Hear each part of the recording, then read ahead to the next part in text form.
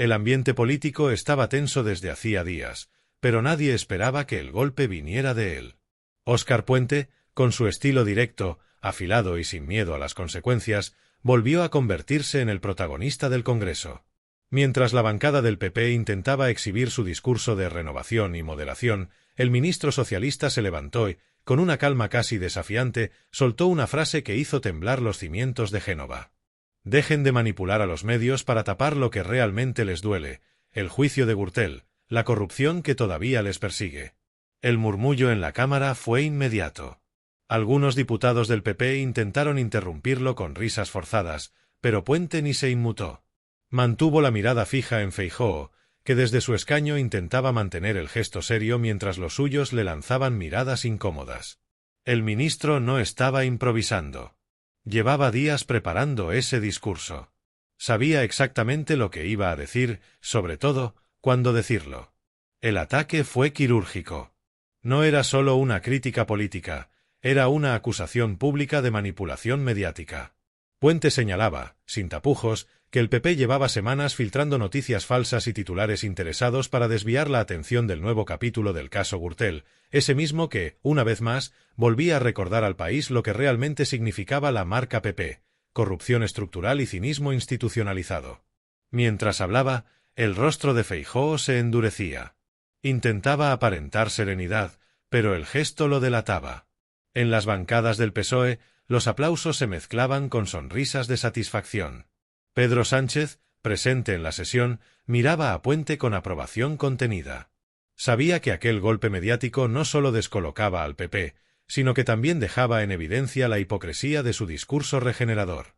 El momento exacto en que pronunció la frase quedó grabado en los telediarios. Las cámaras enfocaron a Feijóo mirando al suelo mientras Puente seguía, implacable. No hay cortina de humo que tape la Gürtel.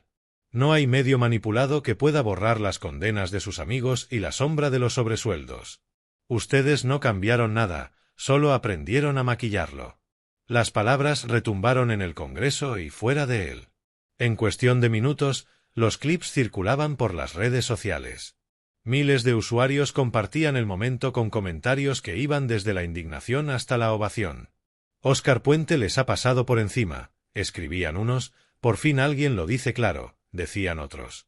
Y mientras tanto, los medios conservadores trataban de reaccionar. Algunos intentaban minimizar el impacto, otros desviaban la atención con titulares sobre el tono del ministro o sobre la falta de respeto institucional. Pero el daño ya estaba hecho. La frase de Puente se había instalado en la conversación pública, como una verdad incómoda que nadie en la derecha podía desmontar sin hundirse más. En los días siguientes, el debate político giró en torno a esas palabras.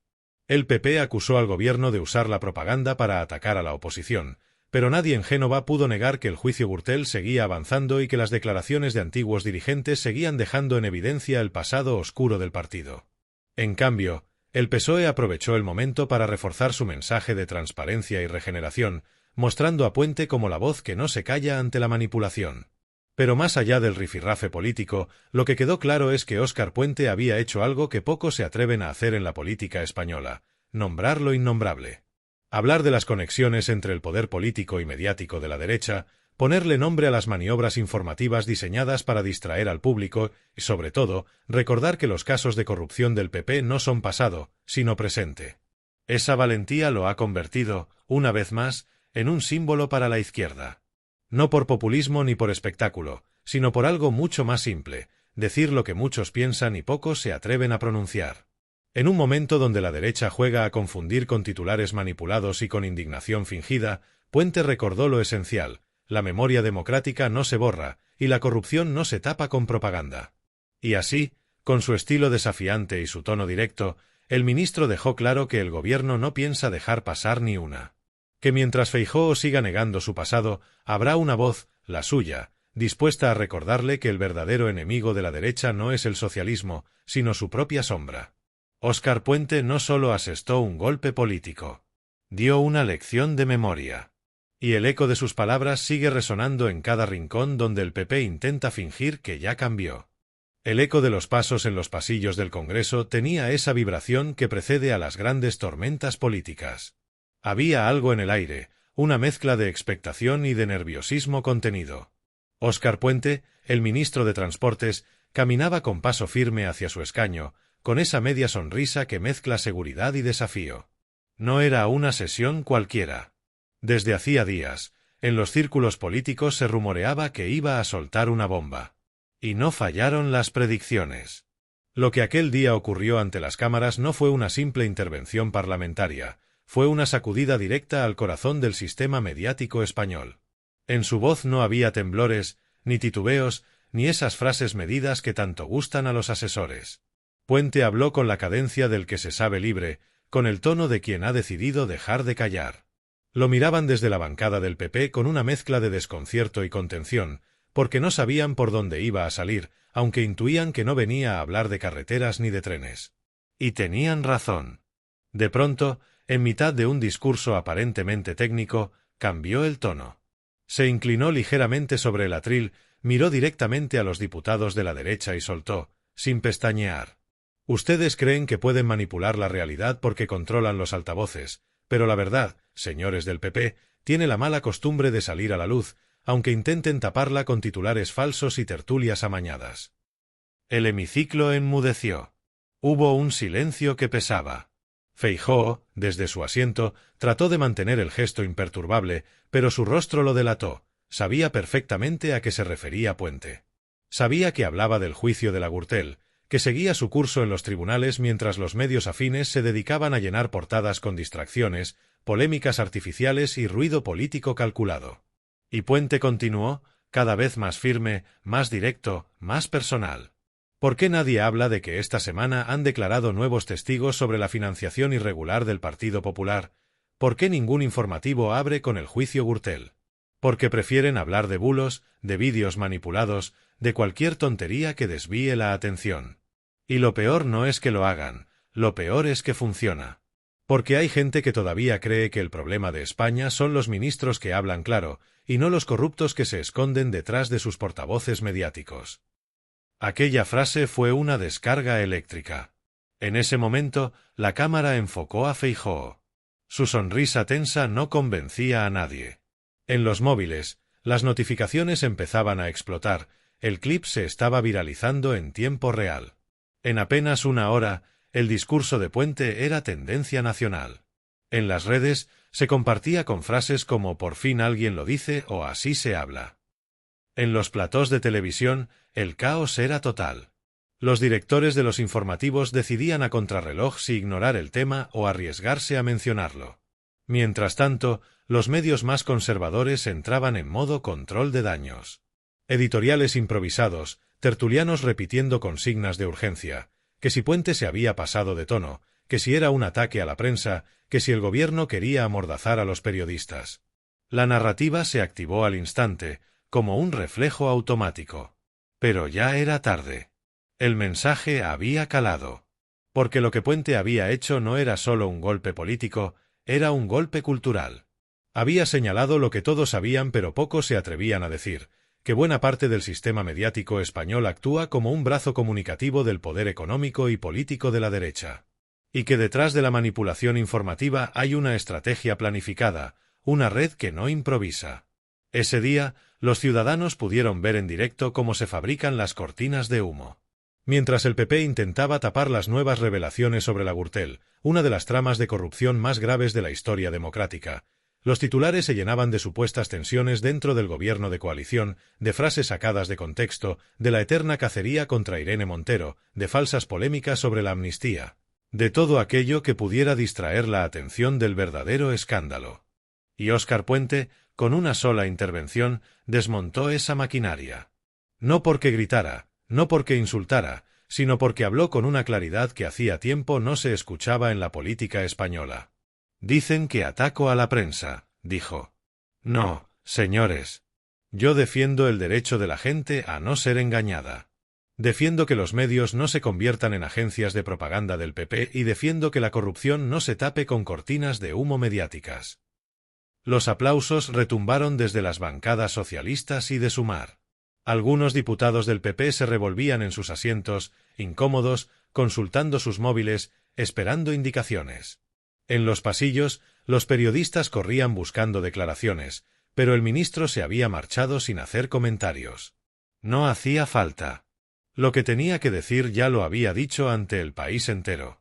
Horas después, en los estudios de radio y televisión, los tertulianos trataban de reinterpretar sus palabras. Algunos lo acusaban de populismo, otros de buscar protagonismo.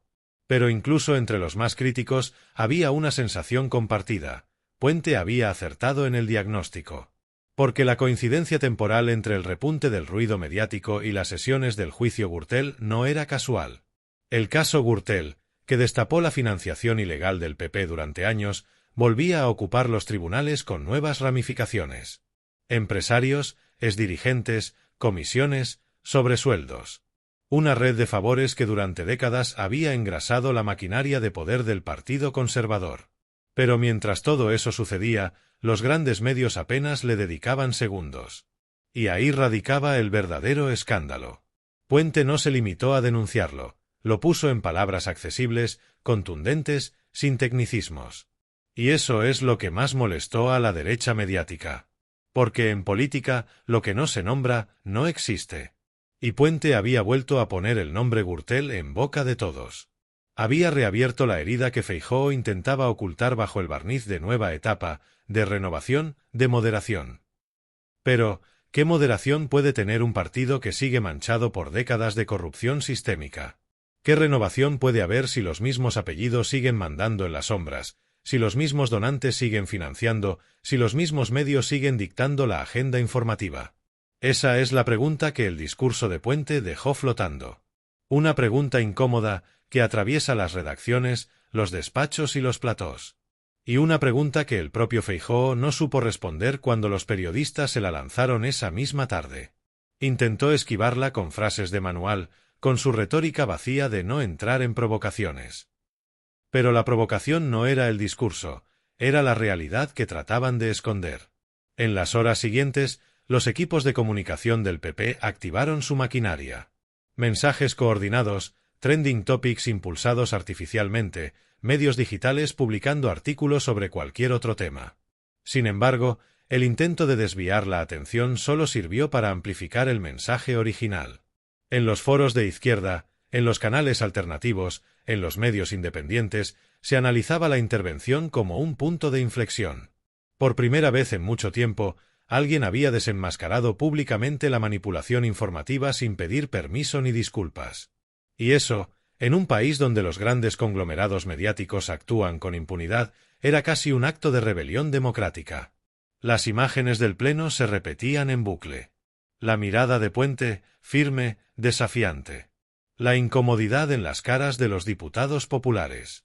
La sensación de que algo se había roto. No era solo un discurso más.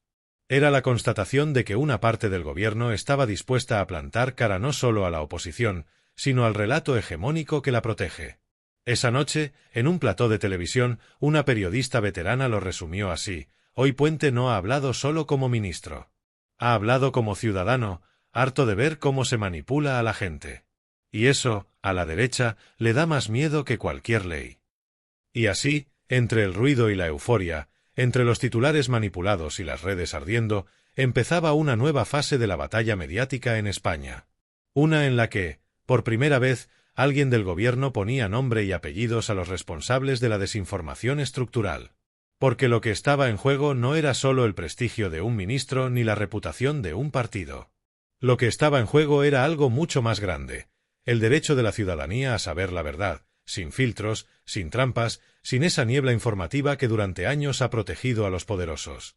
Y aunque ese día pareció uno más en la agenda política, quienes estaban atentos entendieron que había comenzado una ofensiva. No una ofensiva de titulares, sino de conciencia. Óscar Puente había encendido una mecha. Y en los despachos del PP lo sabían. El impacto de aquella intervención no tardó en hacerse sentir. En las redacciones de los principales medios, las llamadas se multiplicaban, los directores pedían calma, y los editores buscaban desesperadamente un enfoque que no pareciera un silencio cómplice, pero que tampoco diera protagonismo al discurso de Puente. Esa era la contradicción. Sabían que ignorarlo era confirmar lo que el ministro había denunciado, pero hablar de ello implicaba amplificarlo.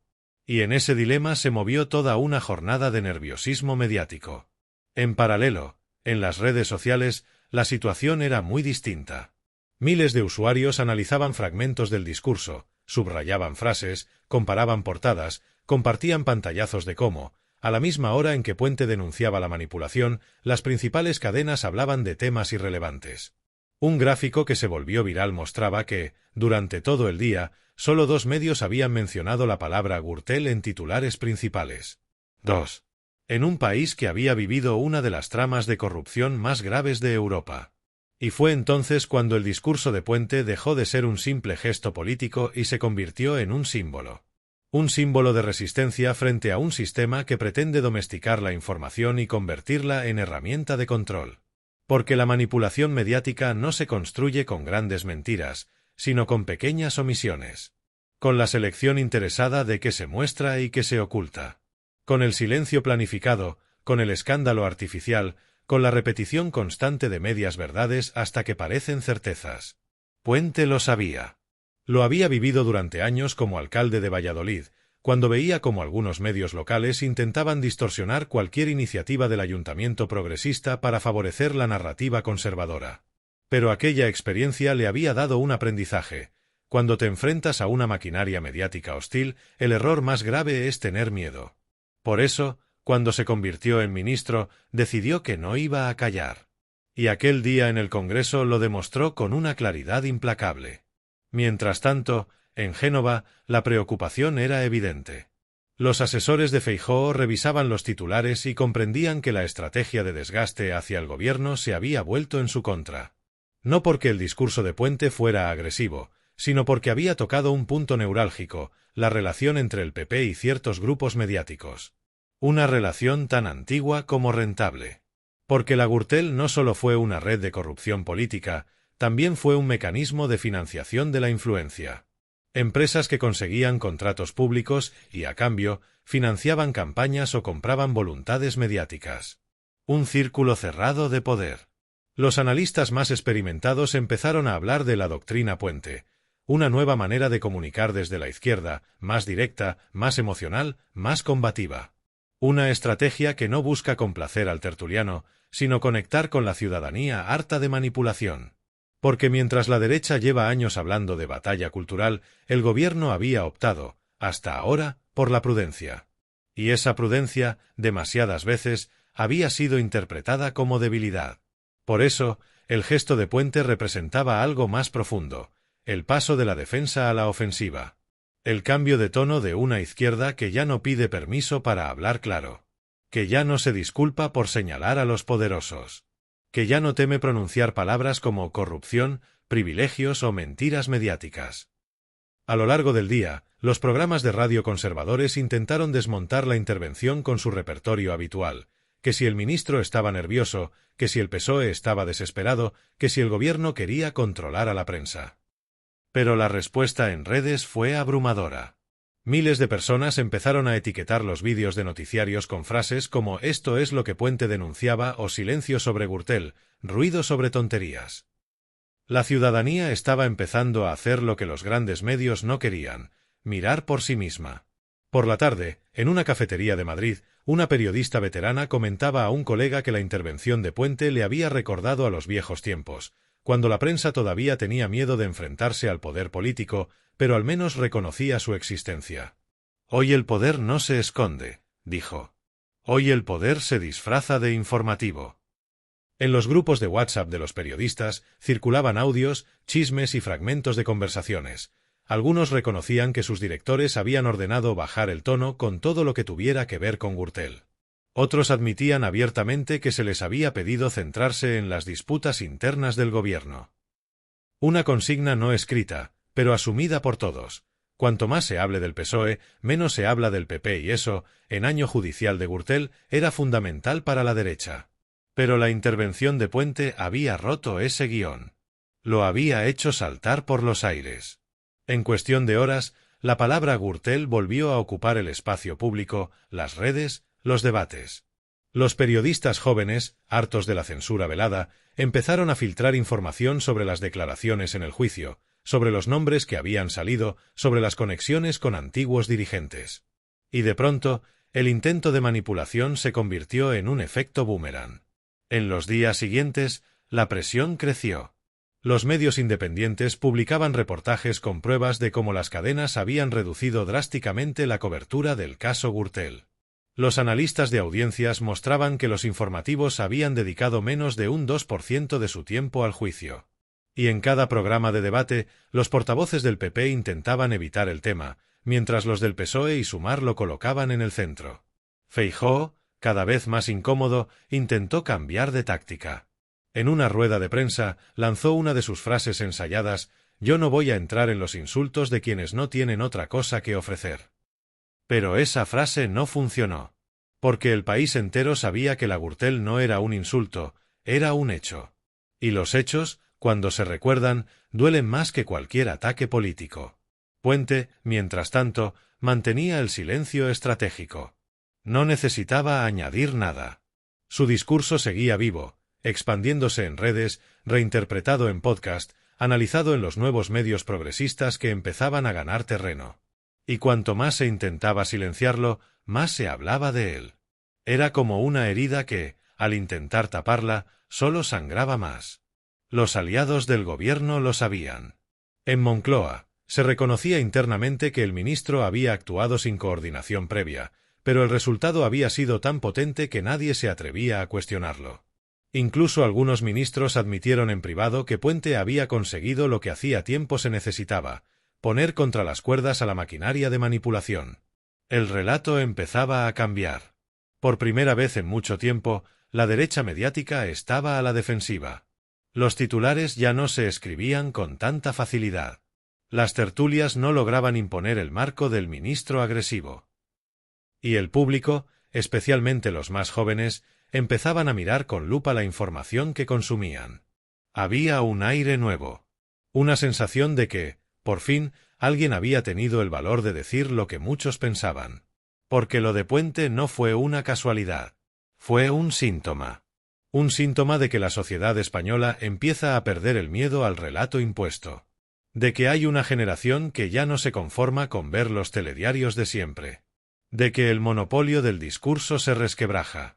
Y ese es, precisamente, el mayor temor del poder mediático: perder el control de la narrativa.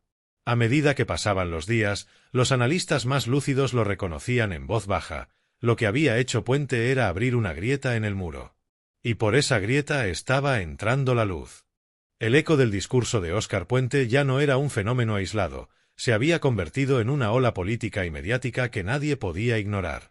En cuestión de días, lo que comenzó como una intervención incómoda en el Congreso se había transformado en una conversación nacional sobre la verdad, el poder y el papel de los medios en la democracia. Pero lo más sorprendente era que esa conversación no se estaba produciendo en los platós de televisión tradicionales, sino en las calles, en las redes, en los bares y en los institutos. Había algo casi emocional en la forma en que la gente lo comentaba, como si la denuncia del ministro hubiese liberado una especie de hartazgo colectivo, una necesidad de llamar las cosas por su nombre. Porque, al final, lo que Puente había hecho no era solo señalar una manipulación concreta, era ponerle palabras a un malestar profundo. Ese sentimiento de impotencia que sienten millones de ciudadanos cada vez que encienden la televisión y ven cómo los mismos tertulianos de siempre, con los mismos sueldos y los mismos intereses, reparten carnés de moralidad política. Esa frustración de ver cómo los escándalos de corrupción del PP se diluyen entre noticias triviales, mientras cualquier gesto del gobierno progresista se convierte en una tormenta mediática de 3 días. El discurso había resonado porque conectaba con una verdad que todo el mundo intuía, pero que muy pocos se atrevían a verbalizar. La gente ya no se creía la neutralidad impostada de ciertos medios. Ya no tragaba con la idea de que todas las partes mienten igual. Sabían que había un sesgo estructural, un desequilibrio en el relato, una forma de moldear la realidad para proteger intereses. Y cuando Puente lo dijo, sin rodeos, fue como si una compuerta se abriera. En las universidades, los estudiantes de comunicación debatían sobre el caso como si fuera una clase práctica de ética periodística. En los programas de humor político, los guionistas encontraban en el discurso material para burlarse de la hipocresía mediática. Incluso algunos periodistas, desde dentro de los grandes grupos, comenzaron a filtrar información sobre las presiones que recibían para no tocar ciertos temas. No es que no queramos informar sobre Gürtel, confesó uno de ellos bajo anonimato, es que nos dicen directamente que no interesa al público. Pero todos sabemos que lo que no interesa es que se recuerde quiénes estaban detrás. Mientras tanto, en la sede del PP, la estrategia era de manual: contraataque, victimismo y ruido. Feijóo aparecía en entrevistas cuidadosamente seleccionadas, hablando de libertad de prensa y tolerancia democrática, mientras sus portavoces en los medios repetían el mantra de que el gobierno no soporta la crítica. Pero había un problema: cada vez que mencionaban a Puente, revivían el tema Gürtel. Y cada vez que intentaban ignorarlo, las redes se encargaban de devolverlo al centro del debate. El equipo de comunicación del ministro, consciente del potencial del momento, decidió dar un paso más. Sin declaraciones incendiarias, sin ruedas de prensa, simplemente compartiendo datos. Gráficas sobre el tiempo de cobertura que las televisiones habían dedicado al juicio Gürtel en comparación con otras noticias políticas. Fechas, cifras, fuentes verificadas. Lo hicieron sin gritar, sin adjetivos. Y el resultado fue demoledor: el gráfico se volvió viral en menos de una hora. Los números hablaban por sí solos. Mientras los grandes medios dedicaban horas a especular sobre el futuro del PSOE, apenas unos segundos se habían reservado para hablar del caso que condenó al PP por corrupción. Y fue ahí cuando se produjo el giro. Los ciudadanos empezaron a cuestionarse, no ya el comportamiento de los políticos, sino la función misma del periodismo. ¿Qué significa libertad de prensa cuando los medios más poderosos están en manos de los mismos grupos empresariales que financian campañas políticas? ¿Qué independencia puede haber cuando los tertulianos cobran de los mismos fondos que aparecen en los sumarios judiciales? ¿Quién informa realmente y quién manipula?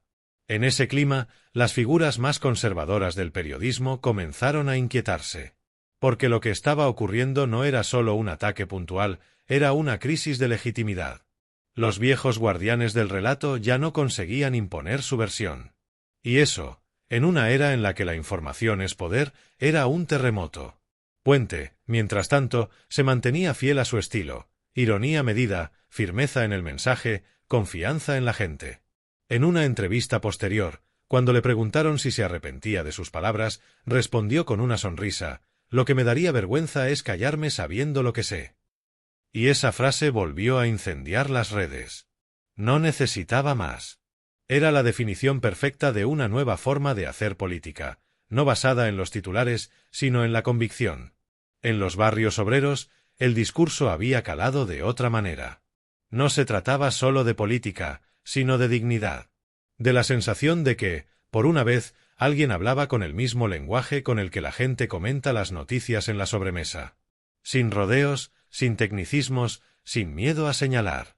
Por eso, muchos ciudadanos que antes se sentían desconectados de la política empezaron a prestar atención.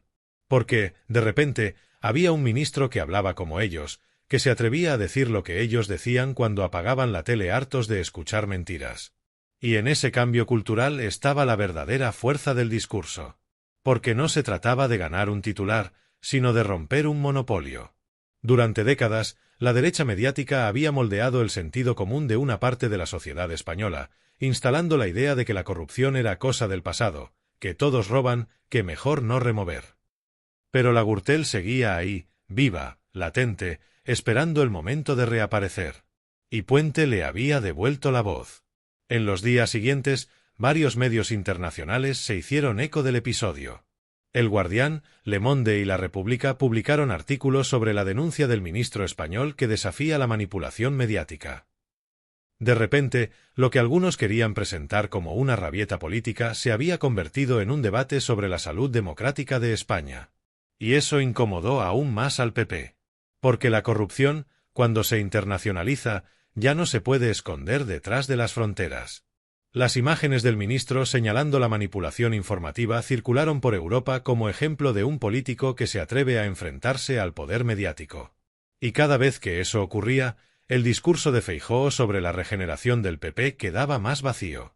En los corrillos del Congreso, incluso algunos diputados conservadores admitían en privado que Puente había logrado lo que nadie esperaba: ponerlos a la defensiva. Uno de ellos lo resumió así: el problema no es lo que dijo, sino que tenía razón. Y eso nos duele más que cualquier insulto. Mientras tanto, los jueces seguían trabajando en el juicio Gürtel. Nuevas declaraciones salían a la luz, nuevas conexiones se trazaban entre antiguos cargos y empresarios. Cada noticia era un recordatorio de que el pasado seguía pesando sobre el presente. Y cada noticia, por pequeña que fuera, reforzaba el mensaje de Puente, que el silencio mediático no era casual, sino estructural. La batalla se trasladó entonces a un terreno mucho más profundo, el del relato. En política, lo que no se cuenta, no existe, y lo que se cuenta a medias acaba convirtiéndose en dogma.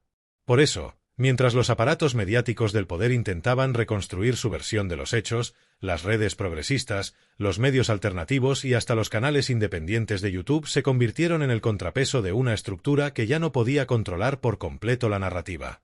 Durante años, el Partido Popular había tejido una red de alianzas invisibles con ciertos grupos de comunicación. No hacía falta firmar contratos ni emitir órdenes directas. Bastaba con una llamada, con una sugerencia, con la promesa de una publicidad institucional o el guiño de un directivo. Así se había consolidado un ecosistema que protegía a los suyos, que moldeaba titulares, que construía enemigos y convertía errores en escándalos. Y el discurso de Puente no solo había roto el silencio, había descrito, con palabras claras, cómo funcionaba ese engranaje. Los días posteriores a su intervención fueron un retrato de ese mecanismo. Las tertulias matinales intentaban reducirlo todo a una salida de tono. Las editoriales hablaban de crispación. Los periódicos de papel, cada vez con menos lectores pero todavía con poder simbólico, titulaban sobre la bronca política y no sobre el fondo de la denuncia. Sin embargo, la estrategia fallaba. Porque esta vez, la ciudadanía estaba mirando más allá del titular. Las redes, los vídeos, los extractos subtitulados circulaban con un mensaje claro: esto no es crispación, esto es verdad. Puente, consciente de ello, se mantuvo en segundo plano. No buscaba alimentar la polémica, sino dejar que el discurso siguiera respirando por sí solo. Y lo hizo. Cada fragmento, cada frase, cada pausa se convirtió en material para análisis. Los medios más conservadores intentaban ridiculizarlo, pero en ese intento no hacían más que difundirlo más. En menos de una semana, la intervención había superado los 10 millones de reproducciones en distintas plataformas. Era imposible silenciar algo que ya se había instalado en la conciencia colectiva. Pero detrás del ruido había algo más serio. En la Audiencia Nacional, el juicio de la Gürtel avanzaba con un ritmo que, aunque lento, era implacable. Testigos, empresarios, documentos contables, transferencias bancarias. La maquinaria judicial seguía su curso, y con cada sesión se reconstruía un mapa de favores y sobornos que conectaba con los años dorados del PP. Un mapa que, a pesar del tiempo, seguía teniendo nombres reconocibles. Algunos de ellos todavía en activo. Ese era el miedo real de Feijóo y de su entorno, que la palabra Gürtel volviera a mezclarse con sus caras. Que el relato de renovación se derrumbara. Que los ciudadanos recordaran que no se trataba de hechos antiguos, sino de una forma de entender la política y el poder. Y eso es precisamente lo que Puente había puesto sobre la mesa, que la corrupción no es solo robar dinero, es manipular la realidad para conservar el control. En la sede del PSOE, la lectura era muy distinta. Algunos sectores del partido, tradicionalmente más cautos, reconocían que el ministro había hecho lo que hacía falta: hablar sin miedo. Otros, sin embargo, temían que el enfrentamiento con los medios pudiera volverse en contra. Pero Pedro Sánchez, que seguía de cerca el eco del discurso, entendió algo fundamental: el país necesitaba una voz así. Una voz que rompiera la hipocresía, que dijera lo que otros no se atrevían, aunque incomodara. En las calles, la gente comentaba el tema con una mezcla de sorpresa y alivio. Por fin alguien les planta cara, decía una señora en un mercado de Valladolid, mientras un joven le mostraba el vídeo en su móvil. Esto lo tendría que decir más gente, respondía otro. Y ese era el punto. Más allá del ruido político, el discurso había conectado con una sensación de hartazgo social. Hartazgo ante los bulos, ante la impunidad, ante la manipulación diaria que intoxica el debate público. Mientras tanto, los programas satíricos y los youtubers progresistas hicieron su parte. Analizaron, desmontaron, mostraron ejemplos de manipulación mediática en tiempo real. Era como si de pronto la ciudadanía se hubiera puesto las gafas y viera con claridad cómo funciona el truco. Y una vez que ves el truco, ya no puedes volver a creer en la ilusión. En ese contexto, el PP comenzó a perder la iniciativa. Los intentos de Feijóo por reconducir el debate hacia la economía o la amnistía fracasaban una y otra vez. Cada vez que se le preguntaba por Gürtel, el líder gallego desviaba la mirada. Cada vez que se le pedía condenar explícitamente la corrupción de su partido, respondía con evasivas. Y cada evasiva era un recordatorio del silencio que Puente había denunciado. En un editorial, un medio internacional lo expresó con crudeza: España vive un momento de inflexión. Un ministro ha señalado el elefante en la habitación, la connivencia entre la derecha política y la derecha mediática. Y al hacerlo, ha obligado al país a mirarse al espejo. El espejo, sin embargo, reflejaba algo más que un enfrentamiento entre partidos. Reflejaba un modelo de poder que lleva décadas adaptándose, mutando, resistiendo cualquier intento de cambio. Un modelo donde los titulares se negocian como contratos y donde la verdad se mide en función de quien la paga. Y frente a eso, la figura de Puente emergía como una anomalía, un político dispuesto a hablar sin filtro en un sistema acostumbrado a los eufemismos. Las semanas siguientes consolidaron esa percepción. Nuevos datos sobre la Gürtel aparecieron, nuevos vínculos con antiguos dirigentes del PP se filtraron y cada nueva revelación daba sentido a las palabras del ministro. La manipulación ya no era una teoría, era un hecho. Documentos, audios, pruebas de cómo ciertas noticias se habían gestionado para no dañar a los poderosos. Y en medio de ese huracán, Puente mantuvo su línea. Sin victimismo, sin grandilocuencia. Volvía a los medios alternativos, a los espacios donde se podía hablar sin cortes, y repetía su mensaje con calma: no se trata de mí, se trata de ustedes. De su derecho a saber. De su derecho a no ser engañados. Eso era lo que realmente había cambiado. Por primera vez, alguien del gobierno no hablaba a la gente, sino con la gente. Y esa diferencia, en tiempos de cinismo, era revolucionaria. Los estrategas del PP intentaron entonces una jugada más: victimizar a los medios. Atacan a la prensa libre, decían. Quieren controlarnos. Pero esa narrativa se desmoronó rápidamente. Porque el público ya había visto demasiado. Ya sabía quién controlaba a quién.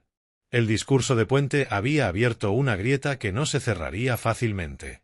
Una grieta por donde se filtraba algo parecido a la esperanza de que la verdad todavía puede abrirse paso, aunque todo esté diseñado para ocultarla. Esa noche, en una entrevista radiofónica, el ministro pronunció una frase que pasaría a ser citada durante semanas: el problema no es que nos mientan, es que nos acostumbremos a vivir dentro de la mentira.